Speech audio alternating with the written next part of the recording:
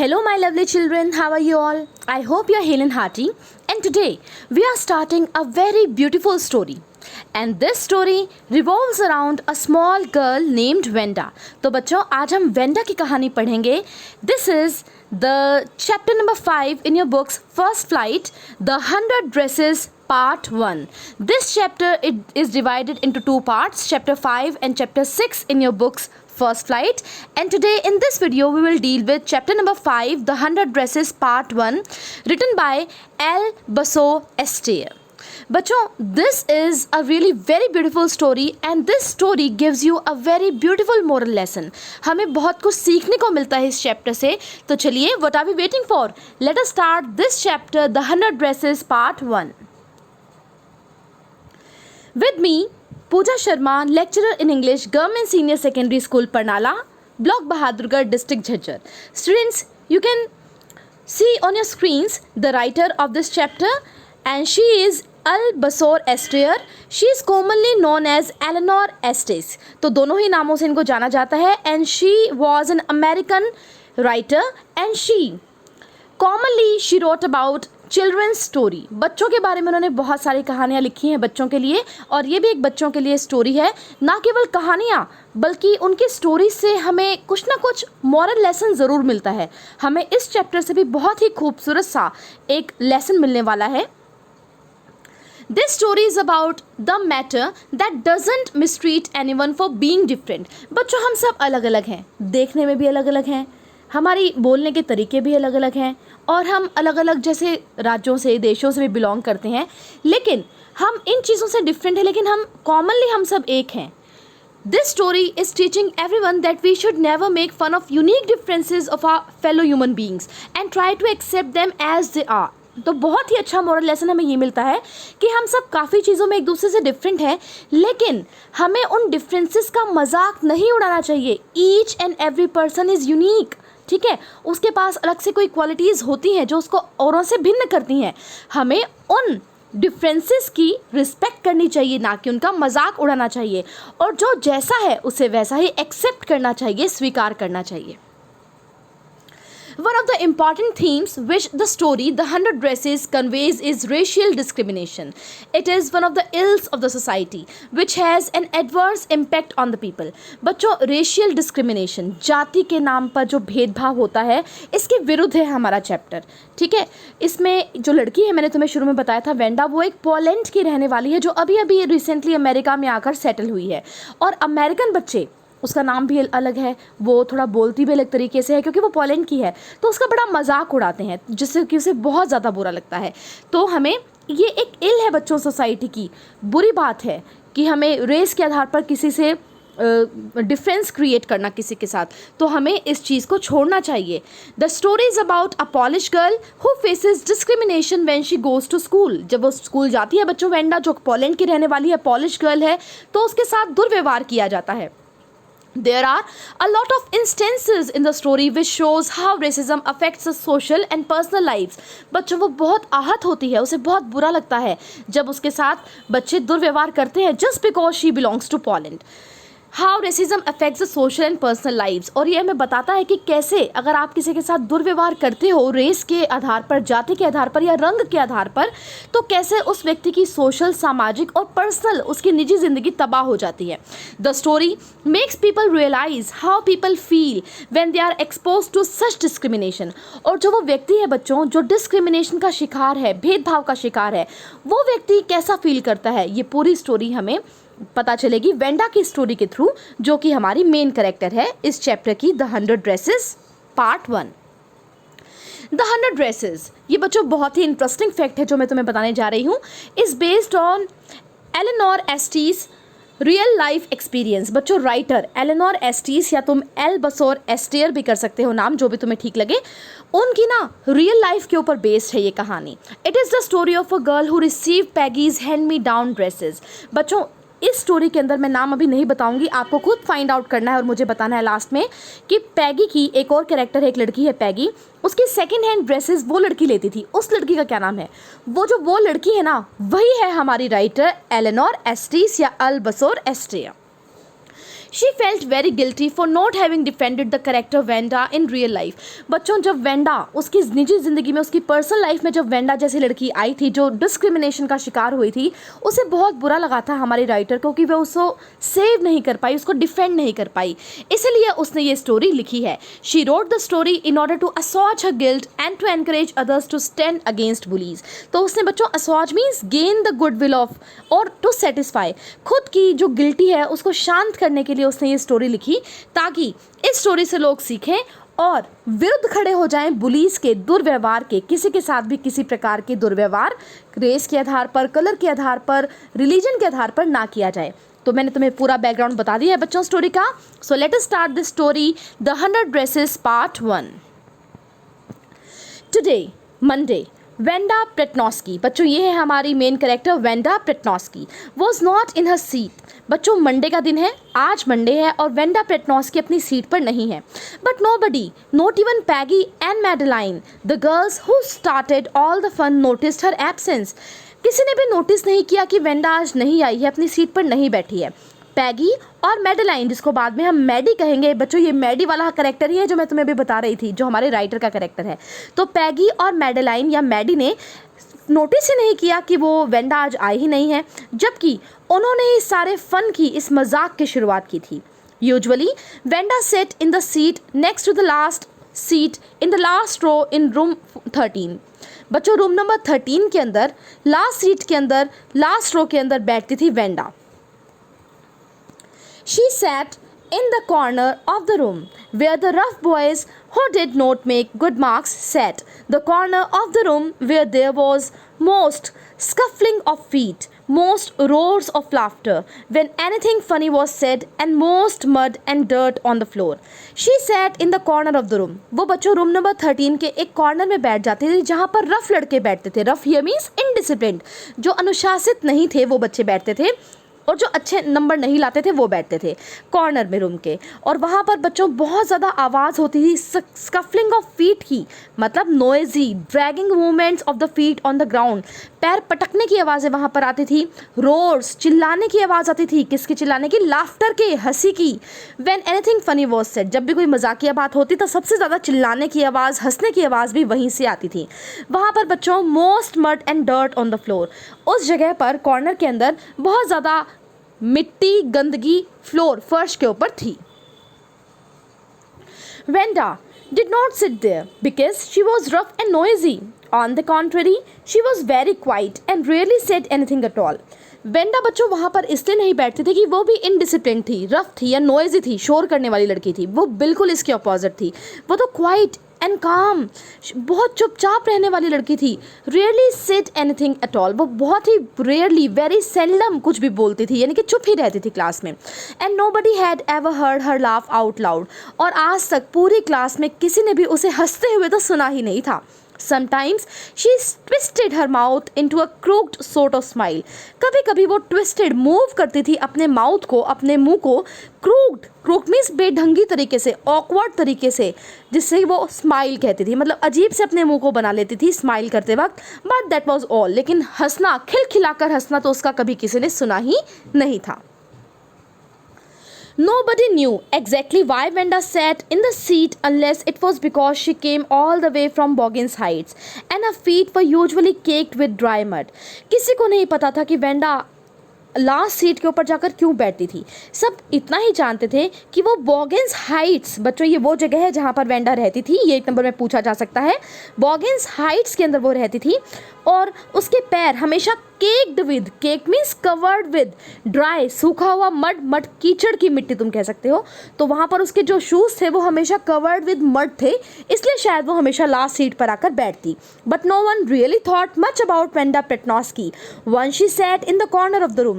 लेकिन जैसे ही वो आकर कॉर्नर ऑफ द रूम के अंदर लास्ट सीट के अंदर बैठ जाती, कोई भी वेंडा के बारे में कुछ ज़्यादा नहीं सोचता था।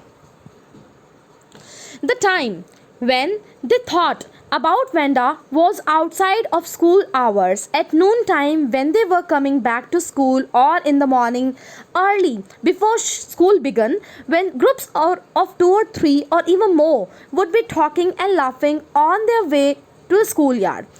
वो समय कौन सा था जब बच्चे उसके बारे में सोचते थे? वो समय था स्कूल आवर्स के बाहर का, यानी कि स्कूल के दौरान कोई नहीं सोचता था उसके बारे में, स्कूल के बाद सोचते थे, नून टाइम, दोपहर के समय सोचते थे, जब सब वापस आते थे स्कूल से, या फिर अर्ली मॉर्निंग उसके बारे में सोचते थे जब स्कूल शुरू होने वाला होता, जब वो ग्रुप्स में 2 या 3 के ग्रुप्स में या और भी ज़्यादा बच्चे एक साथ खड़े हो जाते, बात करते, हंसते स्कूल यार्ड में, स्कूल के बगीचे में। Then sometimes they waited for Venda to have fun with her। बच्चों, to have fun with her, मजाक उड़ाने के लिए, ठीक है। तो वो उसकी वेट करते स्कूल यार्ड के अंदर, बच्चे ग्रुप्स बना के वेंडा की केवल और केवल किस लिए वेट करते? To have fun with her, उसका मजाक उड़ाने के लिए। आप स्क्रीन पर भी देख पा रहे हैं कि वेंडा का किस तरह से बच्चे मजाक उड़ा रहे हैं। The next day Tuesday Wanda was not in school either and nobody noticed her absence again. बच्चों, अब अगला दिन आ गया था मंगलवार, आज भी वेंडा स्कूल नहीं आई थी और आज भी किसी ने नोटिस नहीं किया कि वो एब्सेंट थी। बट ऑन वेंसडे, बुधवार की बात है, पैगी एंड मैडी। बच्चों, वेंडा के अलावा ये 2 कैरेक्टर्स बहुत इंपॉर्टेंट है, 3 इंपॉर्टेंट कैरेक्टर्स हैं हमारे पास जिनके कैरेक्टर्स स्केच पेपर में आते हैं, वेंडा, पैगी, मैडी। तो पैगी और Maddy who sat down front with other children who got good marks and who didn't track in a whole lot of mud did notice that Wanda wasn't there. तो बुधवार का दिन था, पैगी और Maddie जो कि फ्रंट रो में और बच्चों के साथ बैठते थे, वहाँ पर फ्रंट रो में वही बच्चे बैठते थे जो अच्छे मार्क्स लेकर आते थे, didn't track in a whole lot of mud did notice, उस दिन उन्हें बच्चों लीव डर्टी मार्क्स बिहाइंड, इस तरह के ना मड के मार्क्स नहीं देखे, तो वेंडा वहाँ पर नहीं थी, उन्होंने नोटिस किया। Peggy was the most popular girl in school, पूरे स्कूल में सबसे ज़्यादा लोकप्रिय लड़की थी पैगी। शी वॉज प्रिटी, सुंदर थी देखने में। She had many pretty clothes and her hair was curly, उसके पास बहुत बहुत खूबसूरत ड्रेसेस थी पहनने के लिए और उसके बाल भी कर्ली थे, घुंघराले थे। Maddie was her closest friend, और उसकी बेस्ट फ्रेंड थी मैडी। तो मेन 2 कैरेक्टर्स यहाँ पर और कौन से 2 आए? Peggy and Maddie. The reason Peggy and Maddie noticed Venda's absence was because Venda had made them late to school. They had waited and waited for Venda to have some fun with her, and she just hadn't come. They often waited for Venda Pretnosky to have fun with her. तो बच्चों, क्यों पैगी और Maddie ने notice किया कि Wanda नहीं आई? Actually वो Wanda की वजह से स्कूल में आने से लेट हो गए, वो उसका वेट कर रहे थे to have fun with her, उसका मजाक उड़ाने के लिए रास्ते में रुककर, लेकिन वेंडा आई ही नहीं। तब उन्होंने नोटिस किया कि वेंडा तो लगातार कई दिनों से आ ही नहीं रही। Wanda Petronski, most of the children in room 13 didn't have names like that. They had names easy to say, like Thomas, Smith, or Alan. There was one boy named Bounce, Willie Bounce, and people thought that was funny, but not funny in the same way that Pretnosky was. तो बच्चों, Wanda प्रेटनॉस्की, बहुत सारे बच्चे room number 13 में जो पढ़ते थे उनके ना इस तरह का नाम नहीं था वेंडा प्रेटनॉस्की जैसा। उनके नाम आसान से थे, जैसे टॉमस, स्मिथ, एलन। एक लड़का था जिसका नाम था विली बाउंस। बाउंस का मतलब होता है बच्चों उछलना, तो बच्चे ना उसके नाम का भी मजाक उड़ाते थे, बाउंस बाउंस, उछलना उछलना, फनी लगता था उनको। लेकिन विली बाउंस भी इतना फनी मजाकिया नहीं था जितना नाम था मजाकिया प्रेटनॉस्की। Venda didn't have any friends. She came to school alone and went home alone. Venda का कोई भी दोस्त नहीं था, वो अकेली ही स्कूल आती, अकेली ही घर जाती। She always wore a faded blue dress that didn't hang right. वो हमेशा बच्चों एक faded means dim color, जिसका रंग उड़ चुका हो, ब्लू कलर की, ऐसे ब्लू कलर की ड्रेस पहनती, and didn't hang right, didn't fit properly, वो उसको अच्छे से ठीक से आती भी नहीं थी। It was clean but it looked as though it had never been iron properly. साफ तो होती थी उसकी ड्रेस, लेकिन ऐसा लगता था शायद वो उसे कभी आयरन नहीं करती, प्रेस नहीं करती। She didn't have any friends but a lot of girls talk to her. उसका कोई दोस्त नहीं था, लेकिन बहुत सारी लड़कियां उससे बात करती थी। Sometimes they surrounded her in the schoolyard as she stood watching the little girls play hopscotch on the worn hard ground. कई बारी वो लड़कियां जो थी स्कूल की, स्कूल यार्ड में जब वेंडा खड़ी होती और छोटी लड़कियों को hopscotch, बच्चों ये गेम है, which children hop into an over squares marked on the ground. बिज्जो, अगर आप समझते हैं अपनी भाषा में बिज्जो हम खेलते हैं, उसी तरह का कोई गेम है। और वहाँ पर वो लोग वहाँ पर खेलते थे। जब छोटी लड़कियाँ, वेंडा उनको देखती थी, तब बहुत सारी लड़कियाँ उसके पास आ जाती। ये देखिए कुछ इस तरह से होता है। हॉपस्कॉच भी आप देख सकते हैं नीचे। Wanda Peggy would say in a most courteous manner as though she were talking to Miss Mason. तो फिर बच्चों पैगी जो सबसे पॉपुलर लड़की थी स्कूल की, वो कहती वेंडा, इतनी पोलाइटली कहती, इतनी विनम्रता पूर्वक कहती जैसे वो अपनी टीचर मिस मैसन से बात कर रही हो. Wanda, she would say, giving one of her friends a nudge. Nudge means gentle push, थोड़ा सा ना धक्का सा मारते हुए अपनी फ्रेंड को कहती देखो देखो Wanda. Tell us how many dresses did you say you had hanging up in your closet? Wanda Wanda बताओ तो सही, तुम्हारी क्लोजेट यानी कि अलमारी के अंदर कितनी ड्रेसेस लटकी हुई हैं, हैंग कर रही हैं? 100 वेंडा would say. और वेंडा कहती 100 dresses. 100 exclaimed all the little girls incredulously, and the little ones would stop playing hopscotch and listen. इनक्रेडसली बच्चों अविश्वास प्रकट करते हुए, और फिर वो सारी लड़कियां चिल्लाती 100 ड्रेसेस हैं तुम्हारे पास, उनको विश्वास ही नहीं होता, और वो छोटी लड़कियां भी अपना गेम छोड़कर सुनने लगती. या 100 ऑल लाइंड अप. हाँ हाँ वेंडा कहती मेरे पास 100 ड्रेसेस हैं, सारी लाइन अप पंक्ति में लगी हुई हैं. Then her thin lips stood together in silence. और ये कहने के बाद उसके पतले से होठ एक दूसरे के पास आकर चिपक जाते और वो चुप हो जाती. What are they like? All silk, I bet, said Peggy. Peggy कहती किस कपड़े के हैं, सिल्क के, रेशम के? या all silk, all colors. हाँ हाँ सारे सिल्क के और बहुत सारे रंगों के. Velvet too, मखमल के भी हैं क्या? या velvet too, हाँ हाँ मखमल के भी है. 100 ड्रेसेस, 100 ड्रेसेस है मेरे पास. Wanda would repeat stoically all lined up in my closet. बच्चों stoically means not showing any feeling, बिना भावना के वो बस कहती 100 ड्रेसेस है मेरे पास और सारी लाइन में लगी हुई हैं मेरी क्लॉजेट के अंदर, अलमारी के अंदर. Then they would let her go, फिर उसे वो जाने देते. And then before she would gone very far they couldn't help bursting into shrieks and peals of laughter. बच्चों फिर वो उसे जाने देते और वो ज़्यादा दूर नहीं गई होती, फिर वो बस्टिंग बहुत ज़्यादा चिल्लाने लगते, लाउड शाउट्स निकालने लगते, लाउड लाफ्टर, उसका मजाक बनाते, उसके ऊपर हंसते. ये देखिए कैसे बच्चों मजाक उड़ा रहे हैं सारे बच्चे वेंडा का. 100 dresses. Obviously, the only dress Venda had was the blue one she wore every day. So why did she say she had 100? What a story. How many shoes did you say you had? 60 pairs all lined up in my closet. Cries of exaggerated politeness greeted this, all alike. तो बच्चों 100 dresses हमेशा Wanda बताती, लेकिन वो हमेशा पहनती तो वही एक ब्लू कलर की फेडेड वाली ड्रेस. तो वो क्यों बताती है कि 100 है उसके पास ड्रेसेस, क्या स्टोरी बनाती है वो? फिर कई बार बच्चों से पूछते तुम्हारे पास कितने शूज़ हैं, और वो कहती 60 पेयर, 60 जोड़ी. All lined up in my closet, वो भी मेरी अलमारी में पंक्ति में लगे हुए हैं. एक्सैजरेटेड मतलब एनहांस्ड, बढ़ा चढ़ा कर बातों को वो बताती और बच्चे बहुत ज़्यादा हंसते उसके ऊपर और कहते ऑल अलाइक, सारे एक जैसे हैं. Oh no, every pair is different, all colours all lined up. और फिर वेंडा कहती नहीं नहीं सारे अलग अलग डिज़ाइन के हैं, अलग अलग कलर्स के हैं, सारे लाइन में लगे हुए हैं. Peggy, who had thought up this game, and Maddie, her inseparable friend, were always the last to leave. तो बच्चों पैगी और उसकी इनसेपरेबल फ्रेंड जो उससे कभी अलग नहीं हो सकती ऐसी दोस्त मैडी, तो पैगी ने इस गेम का शुरुआत की थी, इसका मजाक उड़ाने की वेंडा की, और मैडी हमेशा उसका साथ देती थी. Finally Wanda would move up to the street, her eyes dull, her mouth closed. और बच्चों जब वेंडा गली में आ जाती उसकी आइज़ बिल्कुल डल हो जाती, माउथ क्लोज, चुप हो जाती वो. Hitching her left shoulder every now and then in the funny way she had, finishing the walk to school alone. और बच्चों वो हिचिंग मतलब लिफ्ट करती, वो बार बार उठाती अपने बाएं कंधे को जैसा कि वो हमेशा करती है. और ये अजीब लगता था, फ़नी लगता था बच्चों को जब वो कंधे को ऐसे करती थी, झटकती थी, और वो फिर बेचारी अकेली वॉक टू स्कूल, अपने स्कूल की तरफ चल पड़ती थी. पैगी वॉज नॉट रियली क्रूअल. पैगी ना क्रूअल नहीं थी, अनकाइंड या क्रूर नहीं थी. She protected small children from bullies. जब छोटे बच्चों के साथ ना कोई गलत व्यवहार करता, बुली करता, धौंस जमाने लगता उनके ऊपर, दुर्व्यवहार करता, तो वो उनको बचाती थी, प्रोटेक्ट करती थी.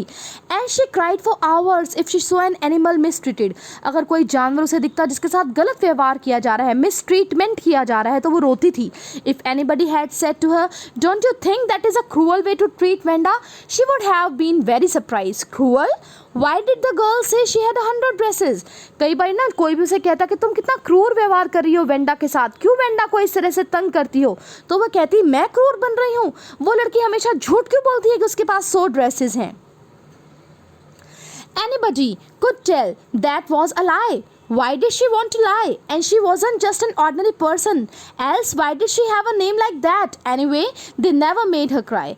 तो बच्चों वो कहती है वो झूठ क्यों बोलती है हमेशा कि उसके पास 100 ड्रेसेस हैं, वो भी आम है, ऑर्डिनरी पर्सन है, लेकिन उसका नाम ऑर्डिनरी नहीं है, उसका नाम अलग है। फिर भी वो कभी बच्चों वेंडा को रुलाते नहीं थे। As for Maddie, this business of asking Wanda every day how many dresses and how many hats and how many this and that she had was bothering her. तो बच्चों हर रोज़ का बिजनेस हो गया ये वेंडा से पूछना तुम्हारे पास कितनी ड्रेस हैं, कितनी हैट्स हैं, टोपियां हैं, दिस एंड दैट क्या क्या है। तो बच्चों परेशान करती थी ये चीज़ें मैडी को। मैडी बच्चों वही कैरेक्टर है जो रिलेट कर रहा है हमारे राइटर से। Maddie was a poor herself, poor girl herself. Maddie बच्चों गरीब लड़की थी। She usually wore somebody's hand me down clothes. बच्चों hand me down clothes means पुराने कपड़े, सेकंड हैंड कपड़े तुम कह सकते हो, जो किसी ने पुराने पहनकर किसी को दे दिए हों। तो वो हमेशा हैंड मी डाउन कपड़े पहनती। Thank goodness she didn't live up on Boggins Heights और have a funny name.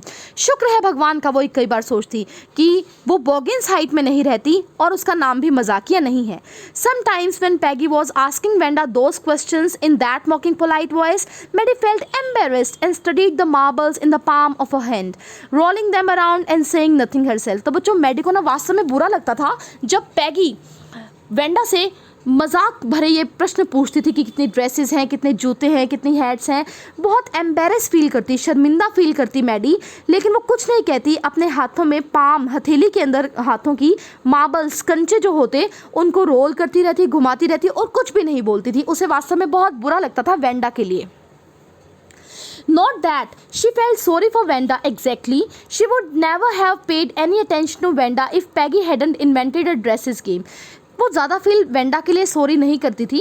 Actually Wanda की ओर तो उसका ध्यान भी नहीं जाता अगर पैगी ने ये गेम, ड्रेसेस वाला गेम इन्वेंट ना किया होता, डिस्कवर ना किया होता।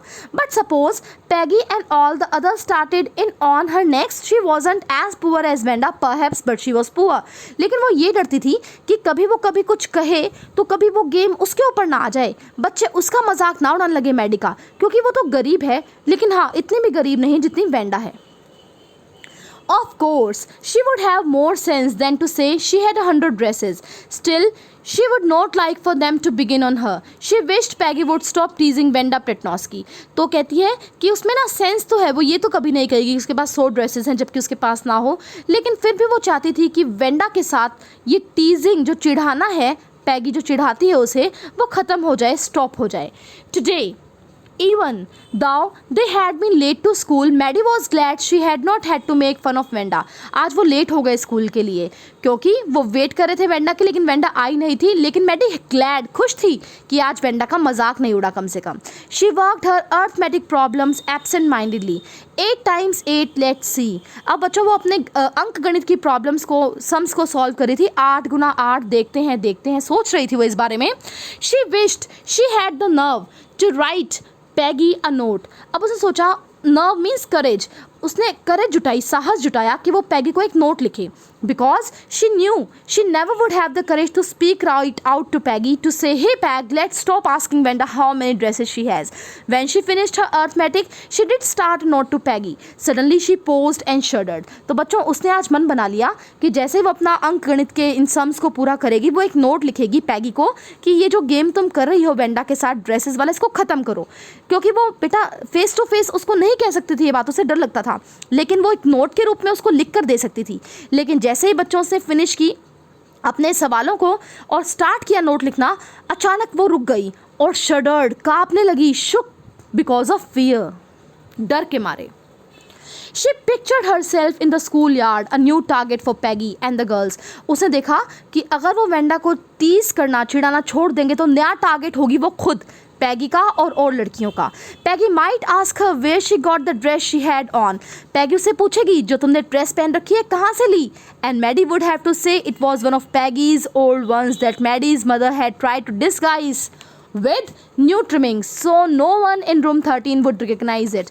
अब बच्चों जब पैगी से पूछती कि तुम ये ड्रेस कहाँ से ली जो तुमने पहनी हुई है, तो मैडी कहेगी ये पैगी के ही पुराने कपड़े हैं जो मैडी की मदर ने डिस्गाइज, छुपाने की कोशिश करी है, चेंज करने की कोशिश करी है, न्यू ट्रिमिंग्स लगाकर। Trimmings means small pieces of different clothes, तो थोड़े से कपड़े लगा कर नया लुक देने का प्रयास किया है। और रूम नंबर 13 पहचान जाएगा ताकि रूम नंबर 13 में कोई बच्चा पहचान ना सके कि ये पैगी के ही पुराने कपड़े हैं जो मैडी ने पहन रखे हैं, यानी कि मैडी पैगी के हैंड में डाउन क्लोथ पहनती थी। If only Peggy would decide of her own accord to stop having fun with Wanda. Oh well, Maddie ran her head through her short blonde hair as though to push the uncomfortable thoughts away.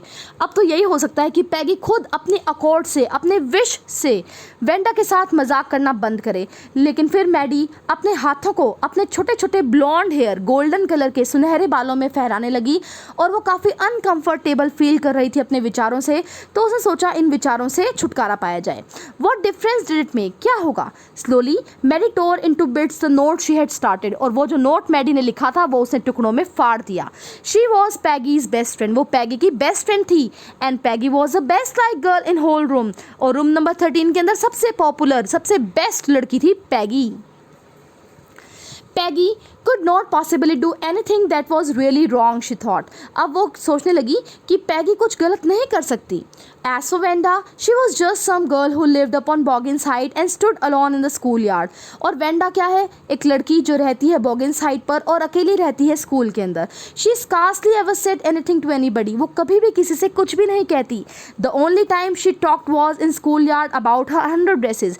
वो केवल जब पैगी से पूछती है कि कितनी dresses है तुम्हारे पास, तभी बोलती है बस कि मेरे पास 100 ड्रेसेस है, बाकी वो किसी से कभी भी कोई बात नहीं करती। Maddie remembered her telling about one of her dresses, pale blue with color trimmings. तो मैडी को याद आया कि वो एक बारी अपनी ड्रेस के बारे में बता रही थी जिसका रंग था थोड़ा पीले से ब्लू कलर का, विथ कलर ट्रिमिंग्स, उस पर ना झालर सी लगी हुई थी डिफरेंट कलर्स की। As she remembered another that was brilliant jungle green, और फिर उसे एक और याद आई जो कि है चमकते हुए जंगल ग्रीन हरे रंग की, विद रेड सैश होता है बच्चों scarf. You would look like a Christmas tree in that, the girls had said in pretended admiration.